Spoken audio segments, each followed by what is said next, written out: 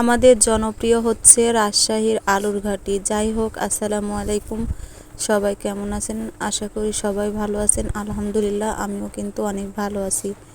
তো আজকে অনেক দিন পর কিন্তু কাঁচা আলুর ঘাটি করব, কারণ আমরা গ্রামে এই ঘাটিটা অনেক করে থাকি। আর এই ঘাটিটা হবে কিন্তু ডিম দিয়ে, কাঁচা ডিম দিয়ে ঘাটি। তো প্রথমে আলুগুলো সুন্দরভাবে কেটে নিয়েছি, তারপরে তো পেঁয়াজ কুচি দিয়ে দিলাম, এরপর সব মশলা দিব। এই তো এবার লবণ দিয়ে দিলাম, তারপরে দিয়ে দিব হলুদ গুঁড়া সামান্য, কারণ বেশি হলে রং খারাপ লাগে। আর এই তো দিয়ে দিলাম মরিচের গুঁড়া। এবার কিন্তু দিয়ে দিব বাটা মশলা। তো বাটা মশলাও দিয়ে দিলাম একটু, কারণ তরকারির পরিমাণটা একটু অল্প, সেই কারণে সব মশলাগুলোও দিব অল্প করে। দিয়ে তো হালকাভাবে একটু নাড়াচাড়া করে একটু কষিয়ে নেব ভালোভাবে, কারণ একটু কষালে ভালো হয়।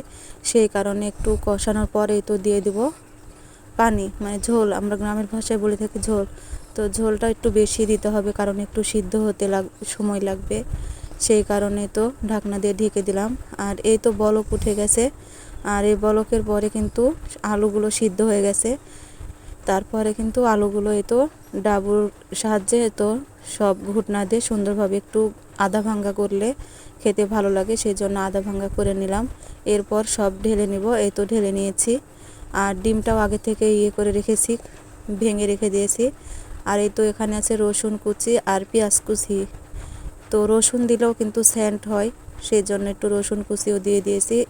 এই তো এবার কিন্তু দিয়ে দিলাম তেল, দিয়ে একটু নাড়াচাড়া করে একটু কালারের জন্য হালকা সামান্য একটু হলুদ গুঁড়া দিয়ে দিলাম। তারপরে কিন্তু আর একটুভাবে নাড়াচাড়া করার পরে যখন ভাজা ভাজা হয়ে আসবে, এবার কিন্তু দিয়ে দেবো এই তো জিরা, কাঁচা জিরা দিলে সেন্ট হয়। তারপরে দিয়ে দিলাম ডিম। তো ডিম দিয়ে একটু ভালোভাবে নাড়াচাড়া করলে ভালো হবে, কারণ একটু ভালোভাবে কোনো বাসনা লাগবে না ডিমের কাঁচা কাঁচা। তো এবার কিন্তু দিয়ে দেবো, কষানো শেষ, এবার দিয়ে দেবো কিন্তু আলুর ঘাটি। তো আলুর ঘাটিগুলো তো ঢেলে নিলাম সুন্দর করে।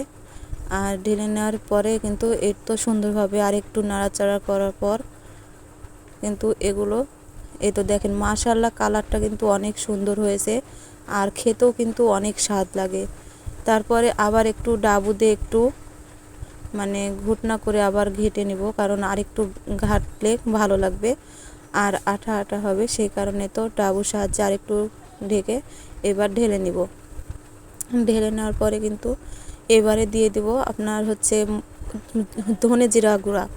আর এই ধনে জিরা গুঁড়া কিন্তু দিলে কিন্তু সেন্ট হবে সুন্দর, সেই কারণে তো ধনে জিরা গুঁড়া করা আছে আগে থেকে, সেই গুঁড়াগুলো দিয়ে দিলাম। আর এরপরে কিন্তু এতো একটু নাড়াচাড়া করার পর দেখেন কালারটা কিন্তু আরও সুন্দর হয়েছে। তো আমার ভিডিওটা ভালো লাগলে অবশ্যই সবাই লাইক কমেন্ট শেয়ার করে পাশে থাকবেন। আল্লাহ হাফেজ সবাইকে।